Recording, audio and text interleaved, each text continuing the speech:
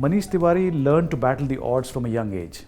He was 19 when his father was assassinated in Punjab by extremists in 1984. The tragedy motivated him to join politics, and he naturally gravitated towards the Congress party, where he rose through the ranks. He went on to head both the NSUI and the Indian Youth Congress before his stints in the Lok Sabha as a Congress MP. During the UPA 2 government of Prime Minister Manmohan Singh, Tewari was the Information and Broadcasting Minister. A prominent voice of the opposition, Manish Tewari is with us today to talk about the Congress party, the changing dynamics in Parliament and policy issues. Manish ji, many thanks for joining us and welcome to PTI, welcome to our show at 4 Parliament Street. The pleasure is all mine. Thank you for inviting me to PTI. I'll start off with your early years in politics. You had to deal with a personal tragedy at a very young age. Your father was assassinated. Did that even drive you into politics, or were you always inclined to politics?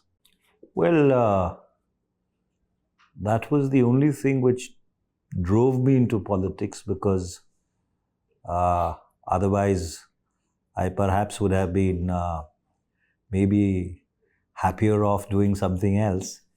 Punjab was actually going through a very, very rough patch. The state had become the first frontier of Pakistan's strategy of bleeding India with 1,000 cuts. And so therefore, it was a fight for the very soul of the nation, for the unity and integrity of the country. And so there was a political and ideological battle to be fought.